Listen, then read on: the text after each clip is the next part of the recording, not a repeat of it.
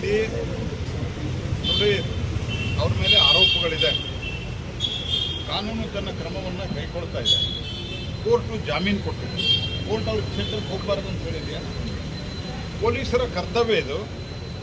ಸರ್ಕಾರ ಅದರ ಪೊಲೀಸರ ಮೇಲೆ ಒತ್ತಡ ಹಾಕ್ತಾ ಇದೆ, ಅವ್ರಿಗೆ ರಕ್ಷಣೆ ಕೊಡಬಾರ್ದು ಅವ್ರ ಕಾರ್ಯಕ್ರಮಕ್ಕೆ ಅಂತ.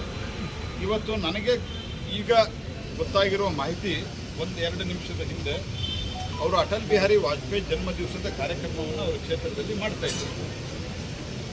ಅಲ್ಲಿ ಅವ್ರಿಗೆ ಮೊಟ್ಟೆ ಎಸೆಯೋದು ಮಾಡ್ತಾರೆ.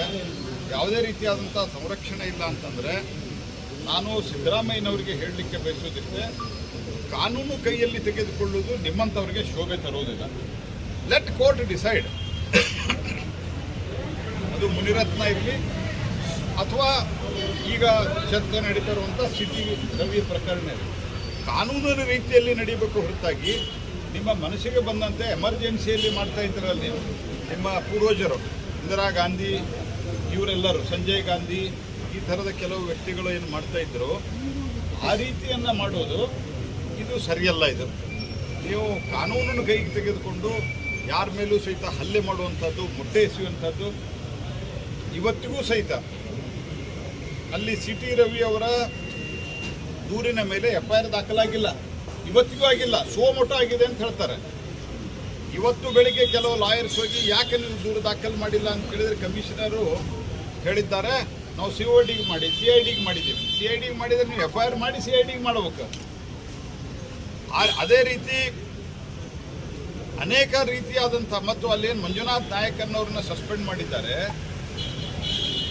ಅಲ್ಲಿ ಕಮಿಷನರ್ ಇದ್ದಾರಲ್ಲ, ಅಲ್ಲಿ SP ಇದ್ದಾರಲ್ಲ, ಅದೇ ಪೊಲೀಸ್ ಸ್ಟೇಷನ್ದಲ್ಲಿ ಇದ್ದಾರಲ್ಲ, ನೀವೇನು ಮಾಡ್ತಾ ಇದ್ದೀರ ಹಂಗಿದ್ರೆ? ಅಂದರೆ ಒಂದು ರೀತಿಯಾಗಿ ಭಯ ಹುಟ್ಟಿಸುವಂಥ ಕೆಲಸ. ಮತ್ತು R ಅಶೋಕ್ ಅವರು ಪೊಲೀಸ್ ಸ್ಟೇಷನ್ದಲ್ಲಿ ಹೋಗಿ ರವಿನ ಮಾತಾಡಿಸ್ಬಾರ್ದು, ವಿಜೇಂದ್ರ ಅವರು ಹೋಗಿ ಮಾತಾಡಿಸ್ಬಾರ್ದು, ಅಡ್ವೊಕೇಟ್ಗಳು ಹೋಗಬಾರ್ದು. ಯಾವ ಕಾಲದಲ್ಲಿ ಇದ್ದೀರಿ ನೀವು? ಹೊರಗಡೆ ಕಾಂಗ್ರೆಸ್ ಪಾರ್ಟಿ ಹೊರಗಡೆ ಕೂಡಿಸಿದ್ದಾರೆ, ಆ ಕಮಿಷನರ್ ಬಂದು ಮಾತಾಡಿಲ್ಲ.